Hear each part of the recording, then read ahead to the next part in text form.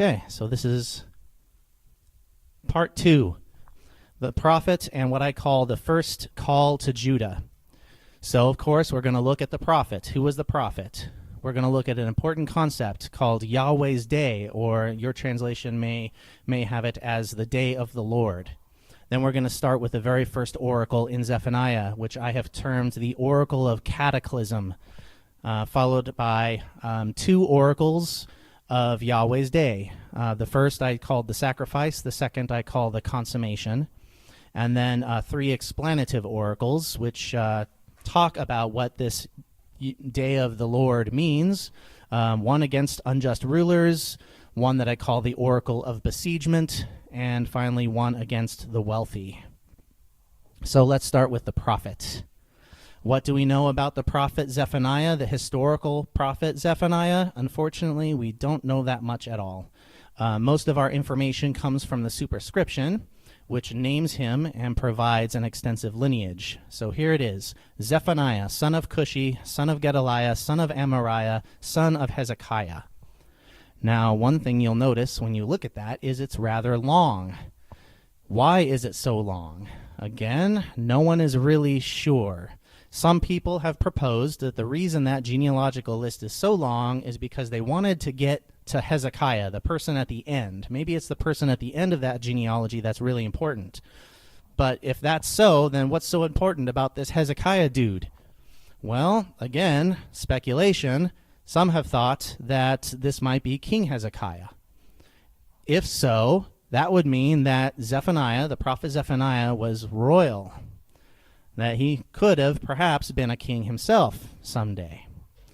But, unfortunately, we're not going to go there here for a number of reasons. First, there's nothing in the text to indicate that this particular Hezekiah is the same as King Hezekiah.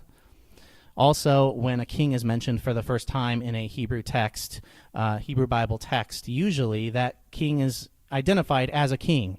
Either they are called a king or they are called the son of a king, and we have an example here from the superscription of Zephaniah itself, where the first time it mentions King Josiah, it lets you know that this is a king, right? And then we have other examples in the Hebrew Bible where someone is named and there's a long genealogical list behind them that doesn't really appear to have any special significance to it.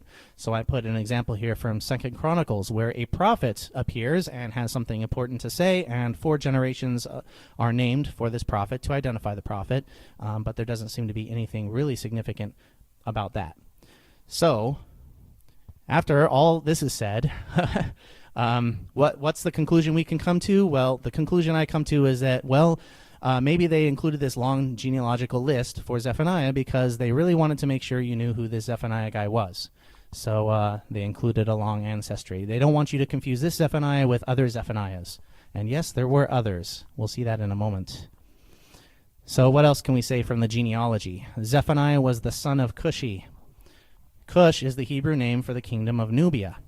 And a common way to designate who belonged to a particular tribe or nation in Hebrew is to append a long I to the end of the name. So Cushi would mean Cushite or Nubian. So the question is this saying that Zephaniah was the son of a Nubian? In other words, is this the Bible's first African prophet? Probably not. Son of Cushi follows the common pattern in genealogical lists of providing an ancestral name. And ethnic designations do occur in genealogical lists, but usually they follow the name of the person. They do not take the place of the person. So we are left with the name itself, Zephaniah. As vocalized by the medieval scribes, the name Zephaniah comes from the verb zaphan, which means to hide, conceal, or safeguard. So Zephaniah would mean something like Yah safeguards. Maybe that's true. We don't know. When we look at the Greek, we find a different vocalization for the name, which is much older. And that is, if you can read the Greek there, Sophonias. And if we retroverted that Greek back into Hebrew, that would become Zaphoniah instead of Zephaniah. That would be a combination of the name Zaphon from Mount Zaphon in the far north, plus the theophoric ending, which is the name of God tacked on to the end. The Mount Zephon was thought to be a mountain associated with the gods. It was the realm of the gods, the places where the gods dwelt. So somebody who would have a name like Zephaniah, or perhaps you could translate that Mount of God, or divine, or sacred mount, you would probably associate that kind of name with someone who inhabited a holy sanctum. And maybe that's true. Whatever the meaning or the pronunciation of the name, what is important here, I think, is that the prophet is named. Israelite literature around the time of Zephaniah and afterwards is usually concerned with identifying prophets by name and giving background information. So the question is that something new? Did Israel just create this out of nowhere? Might there be other cultures during the same time period that did the same thing? Well, in fact, there are. We have found huge stashes of prophetic texts that were stored in the capital city of Nineveh in the Assyrian Empire. And many of these prophecies date to pretty close to the time of Zephaniah. They also record information about the prophets who spoke the prophecies recorded on those tablets. What's most interesting is they always record the name of the prophet and background information, particularly the hometown of the prophet. And it's hard to know exactly why, but we can guess that they were recording the name of the prophet and the hometown of that prophet so that they could perhaps go back and verify that prophecy at some later point in time. We have many biblical examples where we have the prophet named and background information given. We have some where the prophet is named and their hometown is given. So, for example, I put some up here. Jeremiah, who was in Anathoth. That's from Jeremiah 1:1. Micah the Morashite, meaning Micah of Moresheth, from Micah 1:1. So what more do these records from Assyria tell us? Well, they were recorded. The prophecies, the oracles were recorded. They were bundled into collections. They were saved. They were stored for later use. And they were reinterpreted in light of new times and circumstances. So in other words, the Assyrians, right around Zephaniah's time, viewed their prophets and their oracles much like how Israel viewed theirs.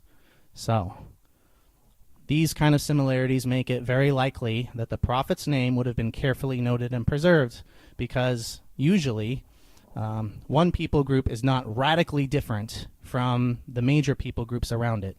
So most likely, if the big kingdom of Assyria was doing this and felt it was very important to do this, then Israel would too. So even if the superscription for Zephaniah doesn't go back to the same time as the oracles in Zephaniah, what I'm saying is, what this comes down to is we have reason to trust the information in it. Now, the name Zephaniah appears 7 other times in the Hebrew Bible, and strangely, all of the people that are named Zephaniah are priests. Either that or they are specifically associated with the temple or the priesthood.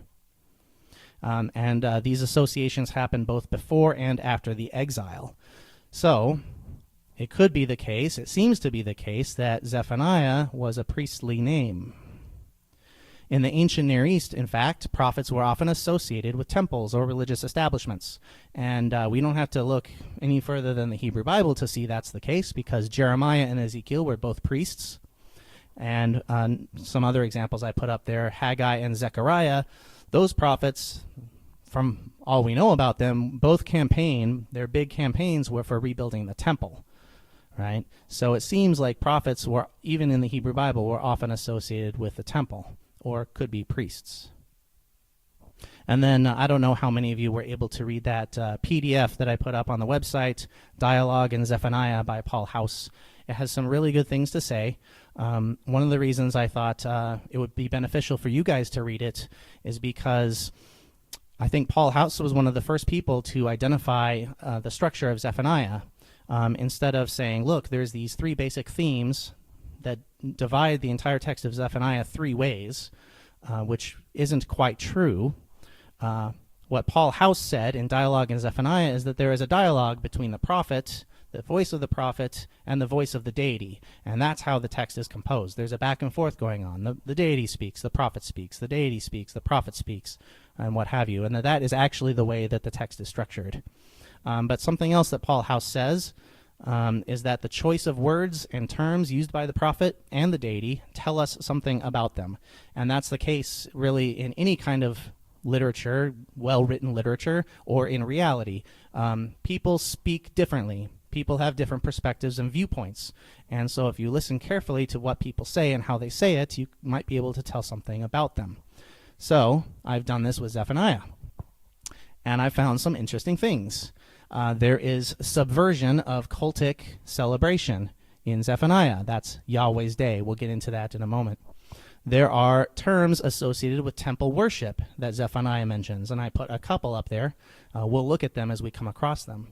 There are also terms associated with the temple sacrifices.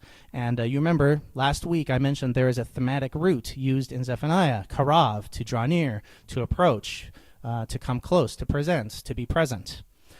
This root is actually ubiquitous in Leviticus, the priestly writing of Leviticus. So after the introduction to Leviticus, you find 1:2. Just one moment.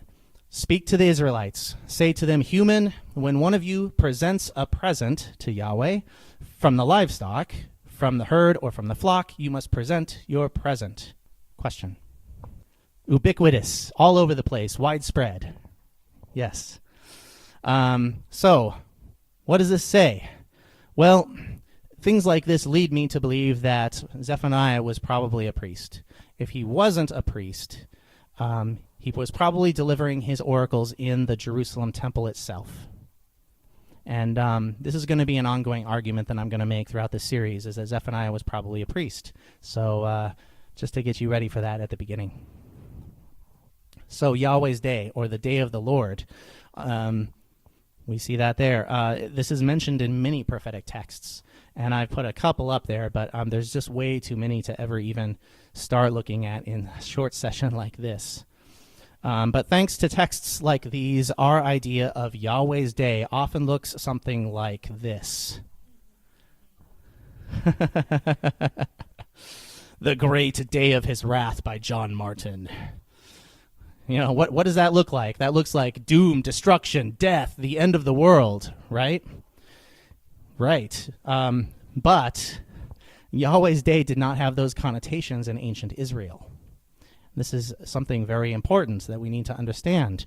The prophets repeatedly subverted common associations that people had in their time period, and one of them is Yahweh's Day. So how do we find out about what Yahweh's Day was all about in that time period? Well, Amos happens to provide one of the clearest descriptions. So let's look at that, shall we? Amos 5:18. Oh no! Those who relish Yahweh's Day. What will it mean for you all, Yahweh's Day? It will be darkness instead of light. So here we see that Yahweh's Day is associated with light and the desire for tasty food. And in other words, Yahweh's Day is supposed to be nourishing, life-giving, and it is being eagerly anticipated. Okay, what else? Amos goes on, I reject your festivals and will not breathe in your convocation. And you can see that festivals and convocation are parallel to each other. We talked about parallelism last week.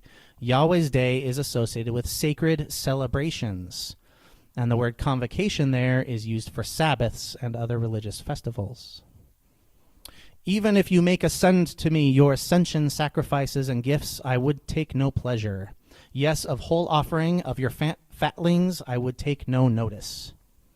So here we see ascension sacrifices, gifts, whole offering, and fatlings are associated with Yahweh's Day. Turn away from me the noise of your songs and the strum of your harps. I will not listen. So Yahweh's Day is associated with worship. In other words, what is Yahweh's Day? It is a grand religious festival full of celebration, singing, good eats and smells, and lots of enjoyment, something that's supposed to honor and please Yahweh. Many scholars think that this is a New Year's festival, that this happened on New Year's Day, a time when Yahweh's enthronement would be enacted. Maybe.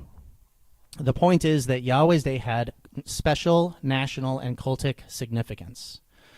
So like Amos, Zephaniah is going to turn that cultic significance upside down. He's going to subvert it, right? He's going to profane what is holy. He's going to shock his audience. And in my thinking, I could be wrong, but one of the best ways to do this would be to show up in the temple during a major religious festival and say things that were directly contrary to what was going on then. Question. Cultic is, yes, a fancy scholarly word that means the religious practices centered around a temple or other religious establishment. Yeah, question. So it looks like Zephaniah was composed over a pretty long period of time. Most of it probably came before the exile, and little bits of it were tacked on later, probably when it was all put together. So let's start with the first oracle, the oracle of cataclysm. Chapter 1, verses 2 through 6. So the text of Zephaniah begins with an oracle that sets the tone for everything that comes after it. An OOJ. Remember what that means from last week? An oracle of judgment. There you go. This oracle has motion. It moves through 3 stages, spreading from the general and universal to the particular and the specific. Each stage is longer than the first.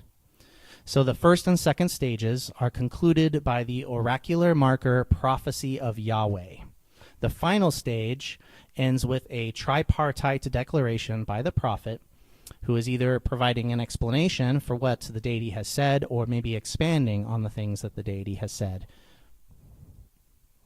So stage 1, chapter 1, verse 2. Short and simple, it uses universal language to describe the overthrow of all creation. I intend to utterly end all over the earth's surface. Prophecy of Yahweh. Question. That oracular marker, Na'um Adonai, is what that looks like. The way that it is vocalized by the scribes, the medieval scribes, it looks like a noun followed by in construct with the name of God. So it when we look at where that comes from, it seems to refer to something having to do with speech. So oftentimes your English translations will just say something like spoke God or something like that, but it's actually functioning as a noun. So it means something like an utterance of Yahweh. And since this in particular was used by the Israelites to distinguish oracular utterances, that's why I've translated prophecy of Yahweh. So this first oracle begins with the verb suf, which means to end or terminate. The verb will be used 2 more times in this oracle, 3 times in total. It occurs here at the very beginning in the jussive form. And I know you guys don't know what that means, so I will tell you. It means that this particular verbal form indicates will or intent. Another word for this verb is volitive. In other words, it's saying, I intend to end. Okay? This is not stating an unchangeable fact. This is not saying, I will do something. This is saying, this is what I want to do. This is what I am planning to do. You will not get that in any English translation, except mine. The construction here is dramatic. I don't want to bother you with technical grammatical details in the Hebrew that you won't understand, so in short, let me just tell you that there is another verbal form from a different root that is used alongside the verb suf in order to provide emphasis for it. So ultimately what this means is I intend to utterly, to completely, to totally end. So in Hebrew there's actually 2 verbs. There's a it's much shorter, yes. I don't want to get too much into that, but yeah, usually in English we have to expand how many words we use because Hebrew is so compact. For instance, when you say a verb in ancient biblical Hebrew, that verb already included the subject in it, so you don't have to say the subject. But in English, usually you don't have a subject already embedded in the verb itself, so you have to give a subject. So that's just an example. So then many translations render this to sweep away. Now you might be wondering, where did that come from? It doesn't really mean to end, to terminate. Well, if you look closely, you can see how they came to the verb sweep away here. I intend to sweep away. What they're doing is they're taking that modifying verb, not the primary verb souf, but the modifying verb, which means to gather up or to gather away, and they're deciding, okay, well, that means something like to destroy or something like that. And then if you look at the Hebrew, if you look at the consonants in the Hebrew verb souf, you see that they are SWP. So they created an English word with the exact same consonants as the Hebrew verb souf, and then gave it a meaning more like the modifying verb. So it's rather clever, even if it's not very precise. And then you have the King James Version, which says to consume. When you look at the King James Bible, sometimes it gives you translations that you just don't know where it came from, because this verb does not mean to consume anywhere. Neither does the verb that is the modifier of it. So you just have to shrug your shoulders and move on, because the King James just doesn't know what it's talking about sometimes. Over the earth's surface. This same phrase is used in Genesis 6:7 to describe the destruction of the deluge, that is, the flood. This language indicates worldwide judgment. Question. Well, in the Hebrew Bible, it only appears in a few places, and it happens to appear in the flood story. But we have more reason to think that there's stuff coming directly from Genesis, and I'll talk about that here. I intend to end human and beast. I intend to end the birds of the sky and the fish of the sea and the pitfalls along with the wicked. I plan to eradicate the earthling over the earth's surface.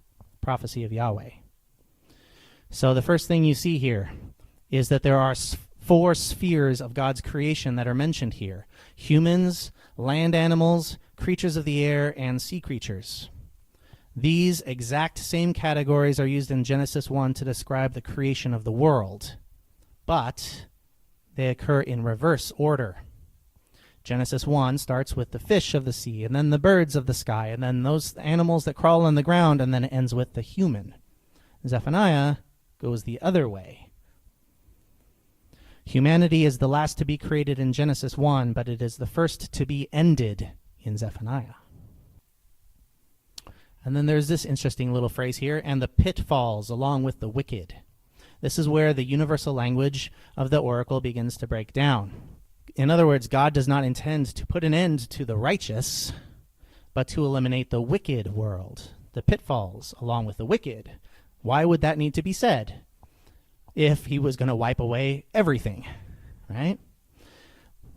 The word I translated pitfalls here also means stumbling blocks, or perhaps even stumble makers, those things that cause stumbling. The many ancient medieval manuscripts accidentally vocalized this as the ruins. So perhaps if you're reading your translation, you see something like rubble or ruins or something, now you know where that comes from. So what are these pitfalls? What are these stumble blocks or stumble makers? Well, they could be idols. That was a popular rabbinic interpretation. They could be systems of evil. They could be wicked leaders. It's kind of hard to say. But we do have one place where it seems like someone is talking about this phrase. The same language appears in Matthew 13:42. Yeshua, that is Jesus, says that in the final judgment, he will send angels to gather and burn, quote, all the stumbling blocks and the workers of wickedness. So we can't be sure if Yeshua was purposely trying to reference this phrase in Zephaniah or not. But if he was, then it looks like Jesus understood the stumble makers to be the workers of wickedness. I intend to end human and beast. I plan to eradicate the earthling over the earth's surface. So you can see that the word Adam, or humanity, both begins the verse and ends the verse. So you can see that the ultimate concern of this oracle is humanity, not really birds and beasts and all that sort of thing. As we go further into this oracle, you'll see that the universal language breaks down and it becomes very specific. And of course, there's this strange translation here, earthling. The reason I did that is because I wanted to represent the wordplay going on here in the Hebrew, which is Adam, Adamah. Adam being human and Adamah meaning ground or earth. So in order to capture that wordplay in the Hebrew, I've translated earthling and earth. All right, and then we get to the final stage of the oracle here, which is composed of two parts. We have the divine voice, which speaks in verse 4, and then we have the prophetic voice in verses 5 through 6. The divine voice continues as before, but provides more limitations on the previous universal language. I plan to swing my hand against Judah and against the whole populace of Jerusalem. I plan to eradicate from this place Baal's trace, the existence of the syncretistic clerics among the priests. So this is the climax of the divine utterance. This is the end of what God has to say in this oracle. And where does it lead it to? Where does it lead us to? It doesn't lead us to all people. It doesn't lead us to animals. It doesn't lead us to the whole world. It leads us to Judah and Jerusalem. And so what's the point? Why start with this great big universal language and narrow it down as you go until you're talking about people in Judah and in Jerusalem? Well, I think this was rhetorical. The purpose is to capture the attention of the imagination of the audience by using hyperbole. That's exaggeration or overstatement. And if you think about it, really, if anyone in Judah or Jerusalem experienced or was going to experience a major world power like Assyria or Babylon descending upon them to slaughter them all, it would feel like the whole earth was being decimated. So this language, even though you can't take it literally, this language very much reflects the kind of reality that the prophet is trying to convey by the use of his words. And you see that there's several main problems identified. The worship of Baal, and then priests that mix devotion toward Yahweh with the devotion toward other gods. This was the Kemarim that we talked about last week. So now we have this strange thing. The climax of the divine utterance deals with priests. That's odd. Well, my conclusion, why would the climax of the divine utterance, beginning Zephaniah, and everything Zephaniah has to say, finally come down to priests? Well, maybe it's because Zephaniah was a priest, and or giving his oracles in the temple. All right, so then we get to the next part, the final part of the oracle, which shifts from first-person speech by the deity to third-person speech about the deity. And those who bow on the roofs to the celestial host, and those who swear allegiance to Yahweh, yet swear an oath by their Molech, and those deterred from Yahweh's wake, that is, they who sought not Yahweh nor consulted him. We can see that the divine speech the prophetic speech is marked by anaphora, which is a fancy term that basically means there's repetition at the start of successive words or phrases, sentences or phrases. And we have a threefold repetition here, and those, and those, and those. This threefold repetition in the voice of the prophet matches the threefold repetition of the verb suf, which occurs in the divine voice. And we find that there are other gods that the people shouldn't be serving. We find that there are astral deities, perhaps the sun god or the moon god or someone like that. And then we find someone or something called MLKM. What's that? We'll talk about that in a second. Well, we find here that the conclusion of this oracle in the prophet's voice has a movement of its own. It starts with people serving other deities than Yahweh. We might call those the blasphemers. It transitions to those who give lip service to Yahweh but really serve a different god. We might call that the hypocrites. And then it ends with those who seem to have wandered away from Yahweh, which we might call the apostates. And then we find an interesting textual issue in verse 5. There is a double reading in the text. Literally, the verse says, and those who swear, those who bow. Now, if you read any translation of this, you will find that it doesn't say that. Usually, English translations, put a conjunction in there. Those who swear and those who bow. But you, my friends, are being deceived. There is no conjunction there. And the two do not exist in apposition to one another.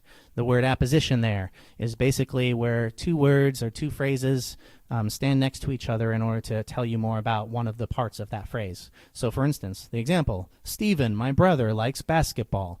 Stephen is in apposition with my brother, or my brother is in apposition to Stephen. It tells you more. One tells you more about the other. Other scholars looking at this text have come to the same conclusion as I, that the structure is rough and broken, creating a Hebrew syntactical usage otherwise unknown. Well, not quite. We do see other instances of this kind of syntax in the Hebrew Bible. I'll give you one example.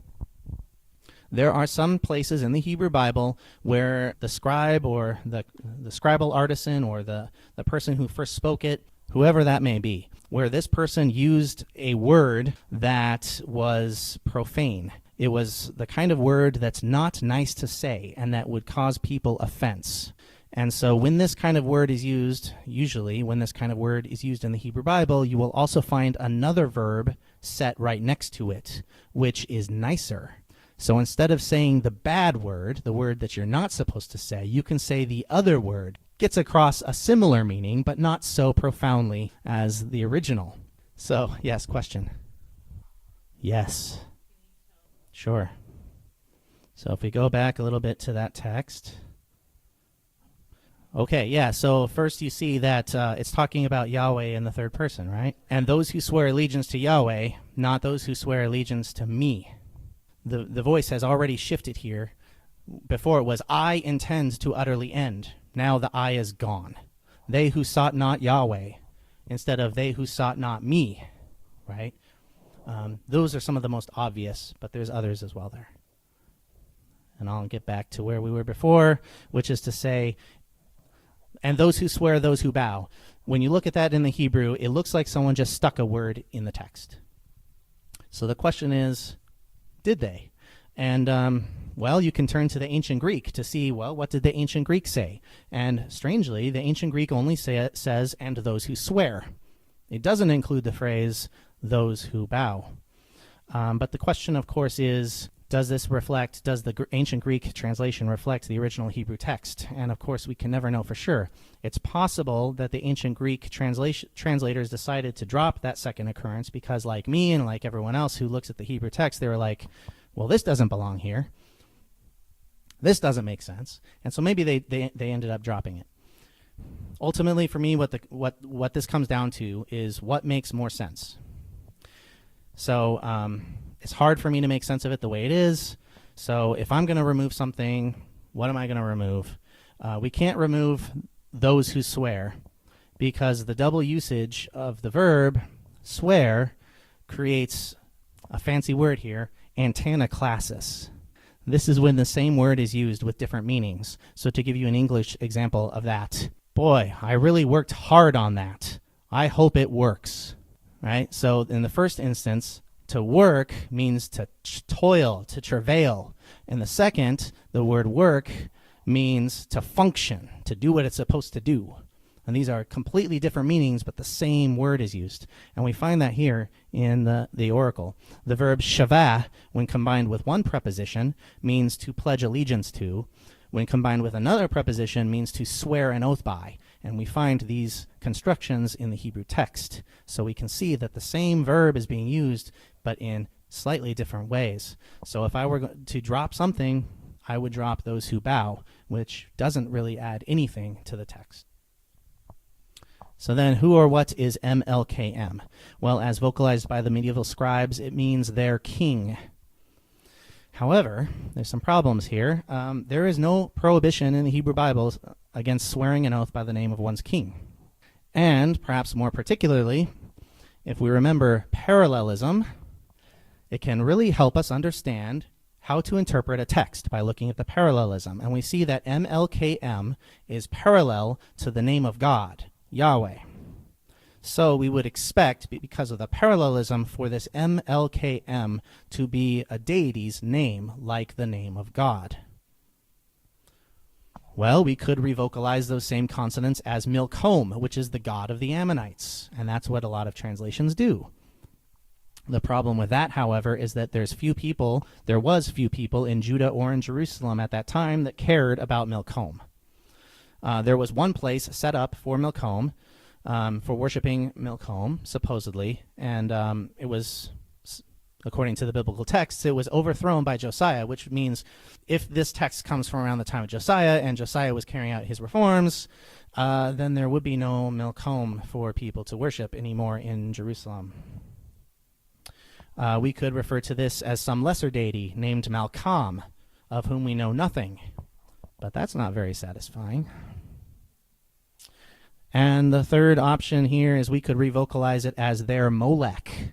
The Hebrew Bible talks about the children of Israel, about Israelite children being sacrificed in the valley of Hinnom, right outside Jerusalem, to the Molech.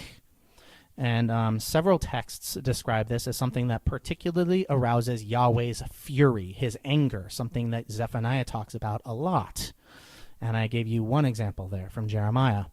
Also, the Molech receives special mention actually in the law itself as defiling of Yahweh's name. Name in the ancient Near Eastern context referred to one's being, one's character, one's role or status. So this is the option that I chose. Their Molech. In conclusion, what does this oracle tell us?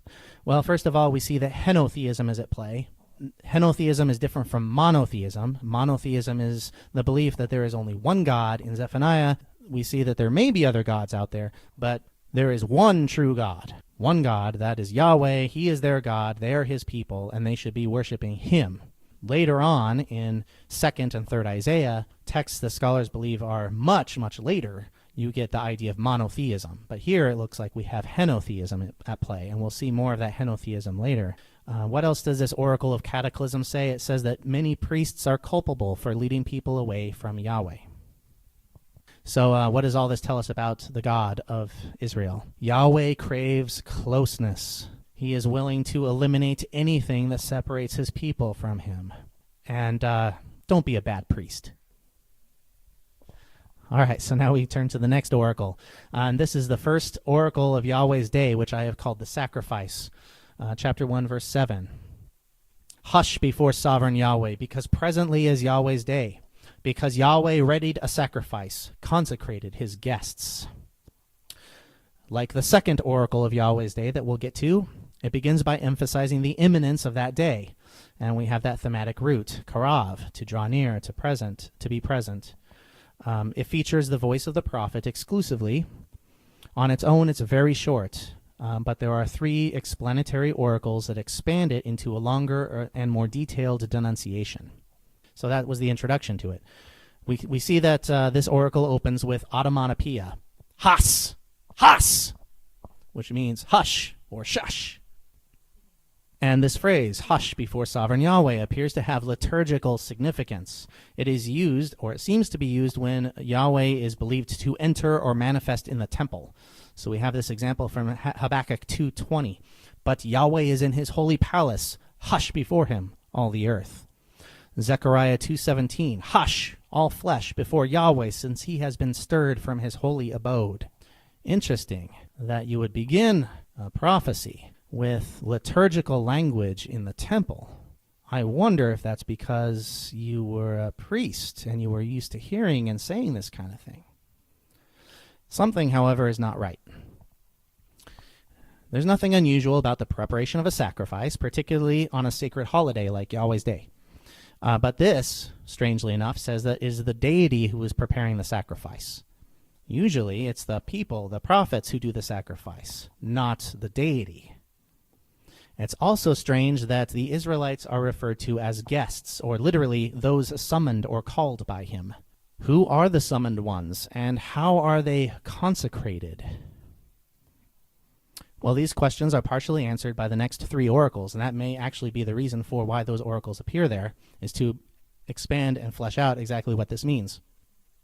Each of the next 3 oracles begins with the phrase, when that day or when that time comes, and says something about it. Before we get into them, however, if we turn to Isaiah 13, we can anticipate what's about to be said. So here's some bit of Isaiah 13 here. I myself gave charge to my consecrated ones. I even summoned my warriors. It is Yahweh, God of legions, who rightly positions a legion of war. So this oracle is an oracle of execration against Babylon. And the idea is that the consecrated ones, the people that are summoned, are warriors. They are armies that are coming to destroy Babylon. So if we could guess what this kind of language has to mean in Zephaniah, it would mean that judgment is coming. Rulers are going to be overthrown. The kingdom is going to topple. Armies and warriors are coming to destroy. So let's get to the first explanatory oracle, the oracle against unjust rulers. When Yahweh's day of sacrifice comes, I will rightly set in siege the princes and the royal family and all those garbed in others' garb. I will rightly set in siege every one who flagrantly crosses the line on that day, those who fill their master's home coercively and fraudulently. All right, so here we see to create continuity with the previous oracle, which was about the sacrifice of Yahweh's day, we have the formulaic expression, when that day comes, expanded. Remember, we talked about textual links last week, right? Things that are placed in the text in order to help link one part with another so it reads more smoothly. Well, here we can see that happening because the typical expression is when that time or when that day comes. In order to link this more succinctly, they took the language from the previous oracle and put it into that common expression. So now it's when Yahweh's day of sacrifice comes. And after that, the divine voice takes over. And we find this repetition. I will rightly set in siege. I will rightly set in siege. This oracle is constructed around a double occurrence of the verb pakad. Unfortunately, one of the most misunderstood verbs in the entire Hebrew Bible. Fortunately for you, you have me to help explain it to you. Ultimately, pakad means to put object in the proper position, place, role, or status. Or more simply, to set the object rightly or right. Primarily, the verb defines a change in the status of its object, not what its subject does. And this is where almost all the English translations get it wrong, because they focus on what the subject does as what is important about this verb, but it's actually talking about what happens to its object. The proper status may be positive or negative. And this also throws people off, interpreters and translators alike, because how can the same thing be used in two completely opposite ways to mean a good thing sometimes and a completely bad thing other times? I mean, isn't it the same action that the subject is carrying out? When joined with the preposition al, as in this verse, the verb pakad entails putting an object in the proper negative status or position. And context determines what that means. So if you want to read more about this fascinating verb and how everyone has got it wrong, I encourage you to look up Stuart Creason's article, pakad or PQD Revisited. We have a question. What does that mean as a concluding statement? It means that translators have frequently misunderstood what this verb is talking about, and that has led to unfortunate interpretations and translations of what's going on here. So what is going on here, and how can we best interpret that verb? This oracle begins with a day of sacrifice.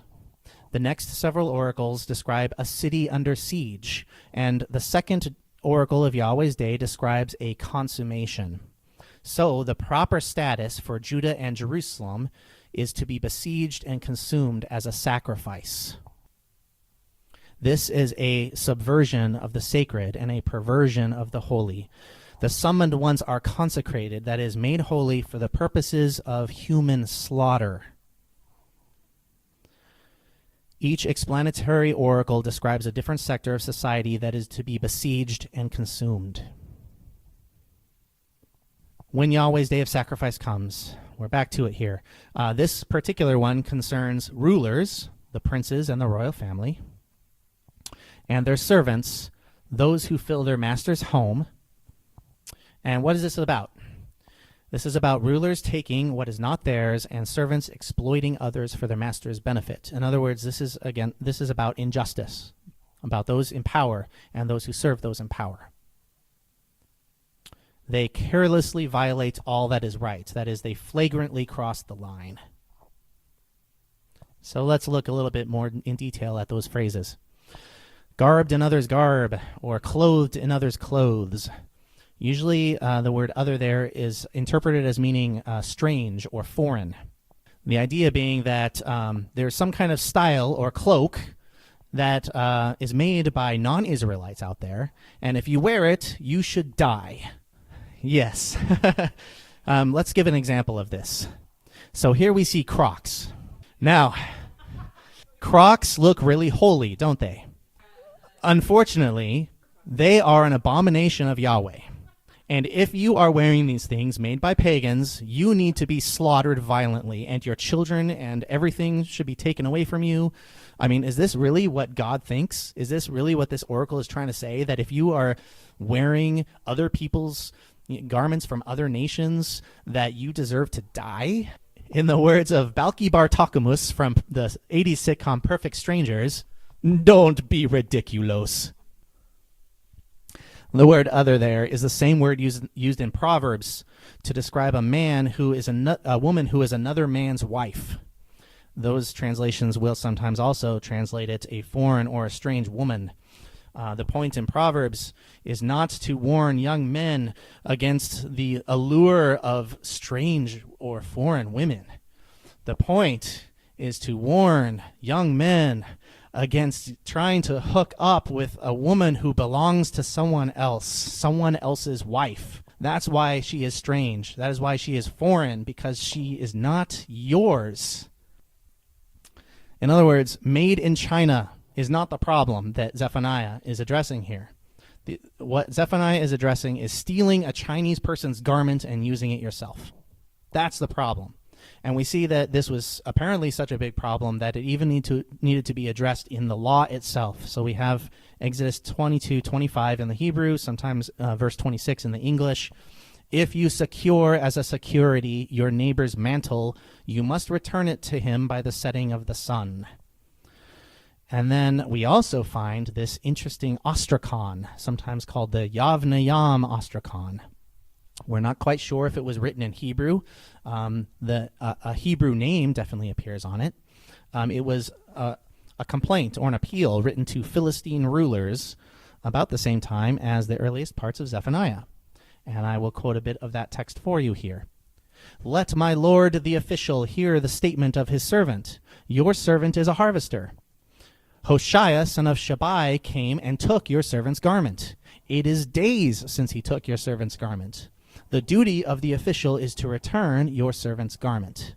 So we can actually see in the ancient world the very thing that the law is telling you not to do happening. And the very thing that Zephaniah around the same time is telling them not to do. Don't take what belongs to other people and use it yourself. Who flagrantly crosses the line. This is usually rendered by translators who leap over the threshold. But what does that mean? Well, if you read any commentary or any article on this verse, you will find everyone always going to 1 Samuel 5:5. And they will say that in 1 Samuel 5:5, people are leaping over a threshold. So this must be some kind of ancient Canaanite religious practice, and Zephaniah is telling them not to do it. There are a number of problems with that. First of all, 1 Samuel 5:5 does not talk anywhere about people leaping over a threshold. The same verb does not appear there. A completely different verb appears there. Trampling over the threshold appears there. Okay, so there goes one part of your theory. So also, there is no evidence that leaping over any kind of threshold had any religious meaning in Israel or in the ancient world. It's made up. Plain and simple. Both parts of that interpretation are just made up. There is no leaping over a threshold in Samuel, and there is no practice in the ancient world of doing so. Question. Oh, that's an interesting interpretation. So we have a question here saying maybe crossing the line refers to like taking a side that you shouldn't take. Is that what you're saying? Putting yourself higher than you should be. Maybe. Ultimately, I wanted to look more into this. So I looked at what the verb, where does this verb occur and what is it actually describing? Well, we see that it describes the carefree prancing of a deer. Nothing religious about that. nothing associated with a temple. It is used to describe one who overcomes limitations, usually constructed by opposing forces, armies. Nothing involving a temple here, nothing religious about that. And the word threshold here is just that. It's a threshold. It's a line. It's a boundary. It's a limit. When used to describe architectural features or a particular locality in the Hebrew Bible, you will find that threshold is always paired with something that describes that feature or that locality, such as the threshold of the gate or the threshold of the temple or the threshold of the house or whatever it is, right? Interesting. Those things, those words do not appear here in Zephaniah. What is my conclusion? My conclusion is that threshold really just means a threshold. It really just means a line, a limit, or a boundary. And to leap over that, another way that I put this in English is to flagrantly cross the line. And I think this rings true in English usage too. When you tell someone, dude, you have really crossed the line, I think this is what the prophet is getting at here. And so the question is, how can we test this hypothesis?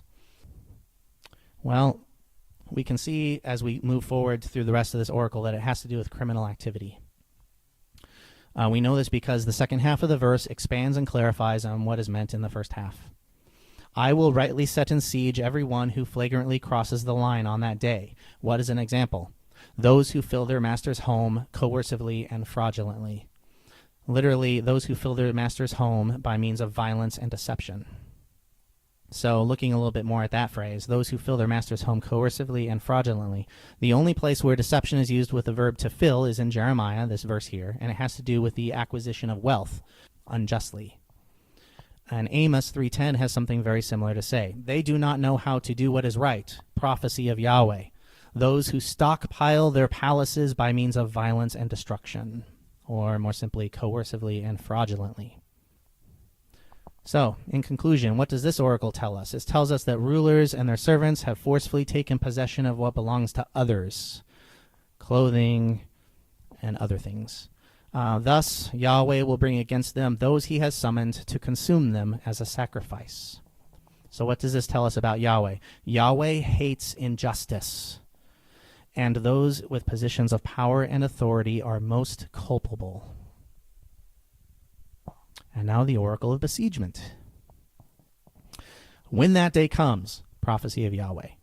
Listen, clamor from the fish gate, ululating from the second district, and a loud crash from the hills.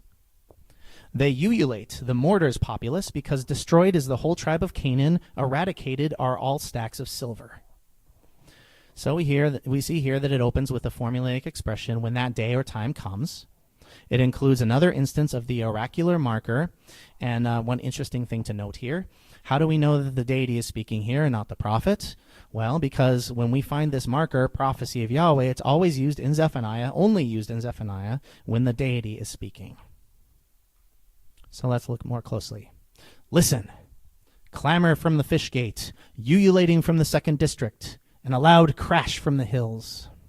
This opens with an exclamative kol. That's the Hebrew word there. Usually translated voice or sound. But it's used here as a rhetorical device to capture the audience's attention. It means, listen, hark. It invites them to hear with their imagination the sounds of a possible reality. Clamor, ululating, a loud crash. In other words, the sounds of war within a besieged city. So, question, what does ululate mean? Well, it means to howl, wail, or lament loudly. So why are they ululating? They ululate, the mortar's populace, because destroyed is the whole tribe of Canaan, and eradicated are all stacks of silver. But what in the world does that mean? Many think that, like Fishgate and 2nd District, the mortar is the name of a section of Jerusalem. The problem is that it seems a rather strange name for a place, and no such place name is otherwise attested. My suggestion is that this is a metaphor. A mortar is a hollow bowl in which grain is pulverized. So here is an example of a mortar and pestle from ancient Hazor in the north of Israel. Now that's just one example. There are hundreds and thousands of different kinds of mortar and pestle in the ancient world. This is one example. You can see something is contained inside, bound around by walls, and inside of which it is destroyed. So my suggestion is that maybe Jerusalem, or maybe the wider land, is described as a mortar in which the people are about to be crushed. Back to the oracle here. Destroyed is the whole land, a whole tribe of Canaan. Many people think that this describes the death of merchants, and that ultimately the point of this oracle is to talk about the vice of the love of riches or of greed. And there's some point to that. The word Canaan is sometimes used to describe merchants or traders, and I've given you a few references if you want to look them up some other time. So, for instance, in the King James translation says, all the merchant people are cut down. However, there are serious issues with that interpretation. To begin with, the sound of wailing is carrying across the whole city or the whole region because merchants are killed? Really? And elsewhere, to ululate describes a public reaction to large-scale destruction. So here's an example from Isaiah 13:6. Ululate because presently is Yahweh's day. Like destruction from Shaddai, it comes. And then Isaiah 13 goes on to say that this is a reaction to extermination throughout the entire land of Babylon. This is not the kind of thing that happens when merchants are killed. And where Canaan means merchant or trader, it is not modified by people, what I have translated as tribe.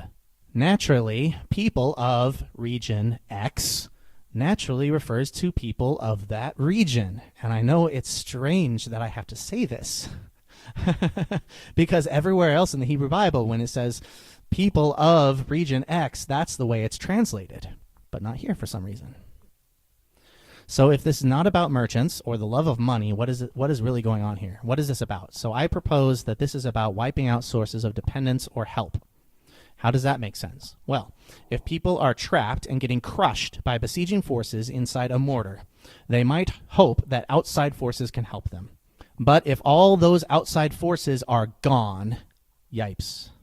You might wail, you might cry out in despair. The same with stacks of silver. If people are trapped and getting pulverized, they might think that, well, maybe I can use my great wealth to buy and ransom my life. But if you find out that you have nothing valuable left to offer for your life, and there's nothing outside that can help you, and there's nothing inside that can help you, woe is me. So the point, I think, of this whole scenario is that there is no hope of deliverance apart from the Israelite deity. So in conclusion, the people are being asked to envision a world torn apart by war and chaos, where they are being crushed in the mortar, where the sounds of destruction and death fill the air all around them, and where their greatest source of help and aid, both inside and outside the city, are gone. Oracle against the wealthy. When that time comes, I will scour Jerusalem with lamps, rightly set in siege the elites, those who congeal on their wine dregs, those who think to themselves, Yahweh brings neither benefit nor detriment. It opens with this formulaic expression, when that day or time comes. It's in the voice of the deity, I will scour. Here, as elsewhere, anashim, which is usually translated men, refers to a class of people. The distinguished or the prominent ones. You see this is another meaning of anashim that is used in several places throughout the Hebrew Bible. Of course, we know that because the context tells us. These are people who they can sit back and relax while bad things are going on and not have to worry. They're compared to wine that sits so long in its own sediment that it congeals and spoils. Those who congeal on their wine dregs. And usually it's only the rich people, the people in positions of authority and power, who can really do that. Everyone else, the poor people, are struggling just to survive. They grow fat and corrupt on their wealth, in other words. And then we have this wonderful merism. Yahweh brings neither benefit nor detriment. What is a merism? It's when you link two opposites together in order to create a sense of totality. So, example from Genesis 1:1, when God created the heavens and the earth. That is a merism. It means when God created everything, right? So when Yahweh brings neither benefit nor detriment, really means Yahweh does nothing at all. They think God doesn't know, God doesn't care, he isn't going to do anything. But a rude awakening is coming. Plunder will become of their stashes, their residences turned to ashes. or more literally, their property, wealth, will become plunder, their residences a waste or a desolation. Something very fascinating here is that the end of each line in this poetic text rhymes, which is not usual, very rare in Hebrew. Lim shisa, lishmama are the two ending parts of each line. So you can bet when rhyme does show up at the end of parallel lines in a Hebrew text, this is meant to do something. It's meant to provide emphasis, is the least we could say, right? And so I felt that it was a duty to render that in my translation. Plunder will become of their stashes, their residences turn to ashes. In other words, Yahweh is coming for them, and he will remove everything they put their trust in, places of security like residences, means of income and wealth. And this is where the original oracle ended. The end of an oracle is the perfect place to insert something. We talked about this last week, right? How might you do that? How might you insert something?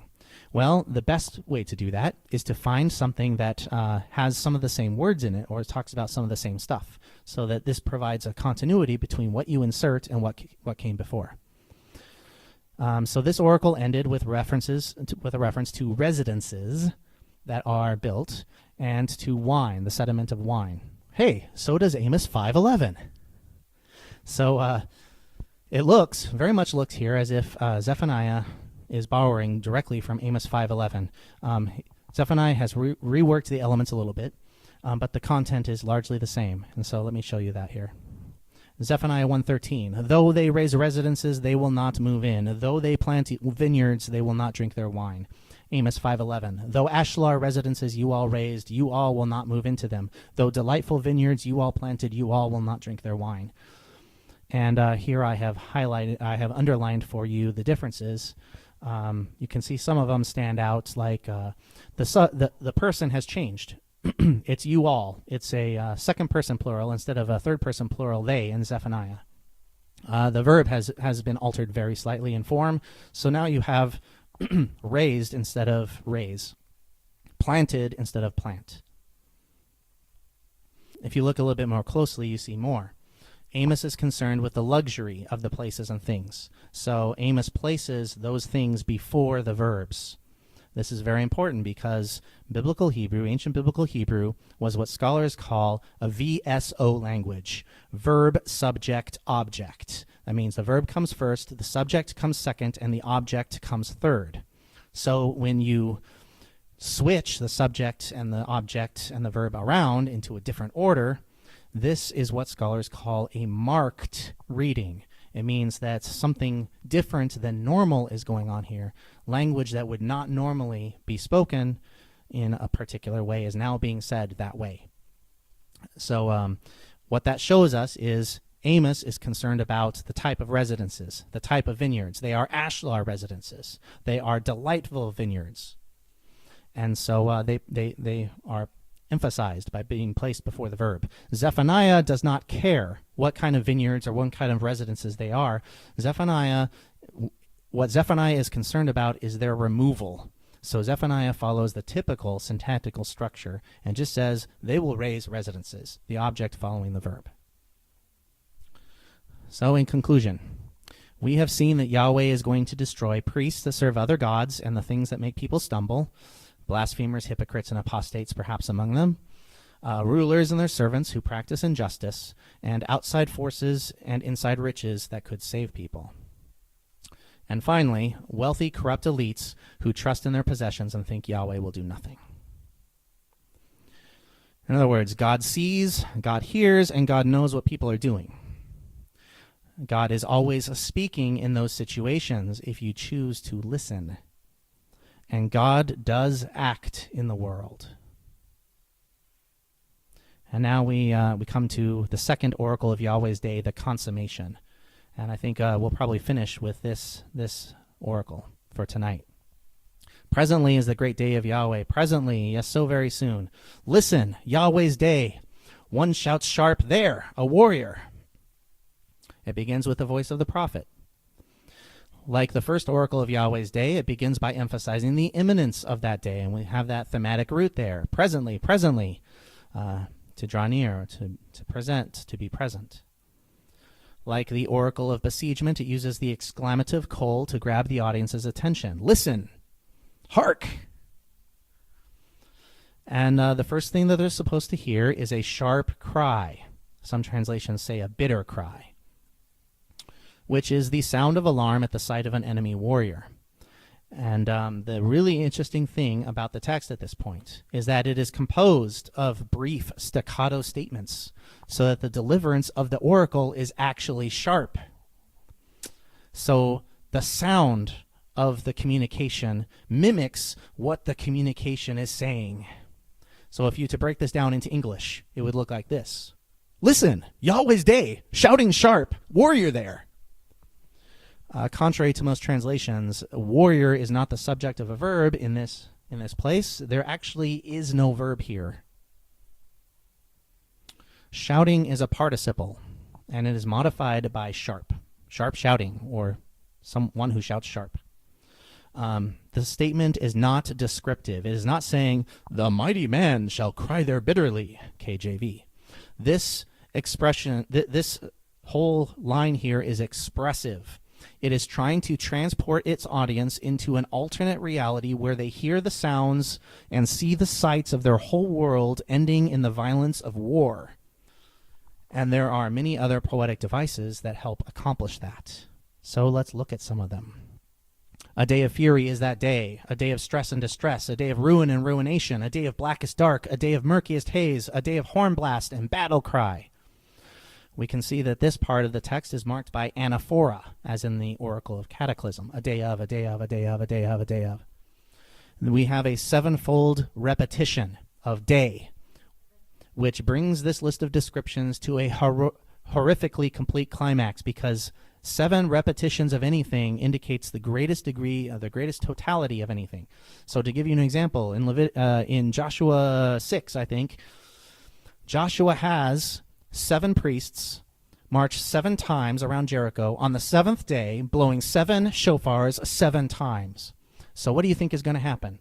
The walls of Jericho fall down. There's nothing more that you can do. 7 times, 7, 7, 7. It's complete. It's done, right? So this is a total day here. And then we find assonance. That's when you have virtually identical sounds, often consonantal, going on here. So I have translated that a day of stress and distress to capture the assonance of the Hebrew. And then you have a root play here, 2 different words that use the same root.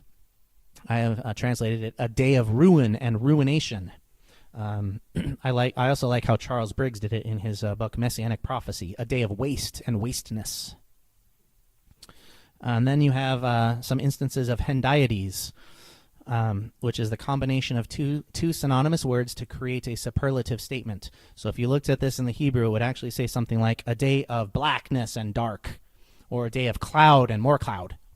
And the point of that expression is not to say, oh, look, there's clouds, and there's even more of them. The point is to say, look, this is really, really cloudy. Like, this is a murky haze. This is the blackest of dark, right? This is a poetic device. And then you have metonymy, which is when you use the name of a thing to recall its property or function. So a day of horn blast, literally that says a day of shofar. Shofar is an instrument. It is actually an animal's horn that you blow through. But here, it's used metonymically to refer to the sound that the instrument makes. So a day of horn blast is really what's going on here. And then I think it's important to note that this is not a trumpet, even though your translation says so. There is a different Hebrew word for trumpet. It does not appear here. This is not a trumpet, which is in the Hebrew Bible a hammered metal instrument. This is an animal horn, a ram's horn. And you also find a subversion of poetic cultic language, or positive cultic language. Horn blast and battle cry can sometimes function in very positive ways and need to be translated differently. So, for instance, in 2 Samuel 6:15, we find that David brings the Ark of the Covenant back to Jerusalem to put it into the tabernacle among triumphant shout and with the blast of horn. Same 2 words. Or Psalm 47, an enthronement hymn, probably sung by pilgrims on their journey to Jerusalem for religious festivals. It says, Elohim ascends among Hara. Yahweh with hornblast goes up. So these are very positive associations in the temple setting. The psalm would have been sung in worship in the temple if it wasn't used on pilgrimages. And then you also find those words used when King David is bringing stuff to the tabernacle, right? So these are cultic contexts in which these words occur. And Zephaniah reuses them for death and destruction. So a day of hornblast and battle cry against the fortified cities and against the grandiose corners. Here we have metaphor. Corners refers to people of prominence or authority. In Isaiah 19:13, it says the word corner describes princes, for example. You also find this in the New Testament when it refers to James and the other pillars of the church. Pillars referring not to architectural structures, but to people. And then in Hebrew, you also have this word grandiose, which refers not just to high or elevated things, but also to arrogance or pride. And so grandiose corners also means arrogant authorities. So I have put that in quotes, yes. With the horns of the altar. I don't know. I couldn't tell you. I haven't looked into see if this word is used particularly with reference to the altar or not. So the divine voice now appears briefly. I will lay siege against the people so they move like those without sight. I will lay siege. Many translations render this verb to cause distress. And I don't want to get too technical when it comes to the Hebrew here, but in the simple stem, the kal is the official term here, it refers to the state of one's inner being. In the causative stem, or the hifil, which occurs here, it is a synonym of pakad, and it means to wrap around or enclose, and is often, almost always used with reference to armies, and these are some examples. So in other words, this means, like pakad, it means to besiege. Why will Yahweh do this? The prophet answers, because against Yahweh they sinned. And then the verse ends with a disturbing pair of statements. Dumped will be their blood like debris, and their offspring like feces. We have two things here, blood and offspring, that are regarded as unclean refuse. One is solid, one is liquid. Now, the word offspring there, it's hard to pinpoint exactly what that refers to. Other possibilities, if you look at your translations, are flesh, bowels, corpses.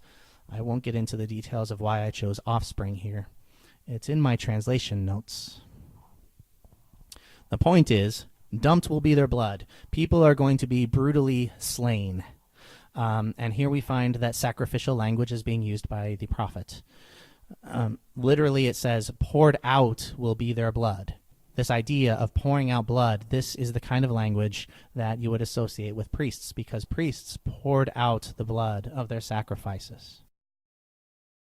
And then this also echoes an idea from the first oracle of Yahweh's day. The day will be one of sacrifice, right? But of course, the word debris here, or alternatively dust, is not poured out, so I have said dumped. Dumped will be their blood like debris. And I think this is another indication that these oracles were either spoken in the temple, where pouring out blood occurred, or they were told by someone who had used that kind of language, like a priest. Their silver and their gold combined will not possibly rescue them on the day of Yahweh's fury, when by his fervid fire the whole land will be consumed. Yes, a consummation quite terrifying he will execute on the whole populace of the land. So here we see the same idea from the oracle of besiegement. Riches will not save them. Their silver and their gold combined will not possibly rescue them. The next oracle will explain what can save them. Yes, a consummation quite terrifying. Yahweh's day is called a consummation or a termination. This links the end of this oracle back to the beginning of Zephaniah, where we had that verb to suf, to end, to bring to an end. And then we find this consummation described either as terrifying or hurried. You could pick which one you want there. I have some reasons for mine. The use of terms like fervid fire and consume make terrifying more likely than hurried to me. So that's why I chose it. We also find this exact word in Psalm 6:4, and it means terrified there.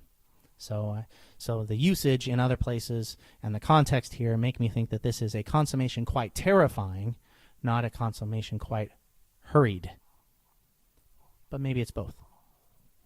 He will execute on the whole populace of the land. And here we find, again, universal language here. You could also translate the whole populace of the earth, which links this oracle back to the beginning of Zephaniah.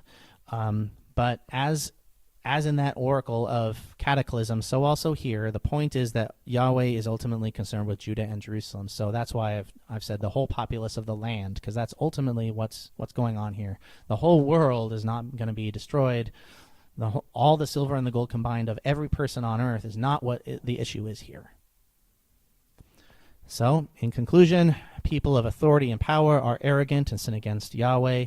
They depend on their riches instead of on Yahweh. This angers the deities, so he's going to bring war and slaughter. And the question, of course, is this what God really wants? Does God really want to kill and slaughter people? And my first answer to that is, of course not. That's the reason for these prophetic utterances in the first place. The deity does not want these things to happen, and the deity is warning the people against doing the things. And the deity and the prophet are using this language to inspire the minds of the audience, so that they might think twice about what they're doing and realize God is here.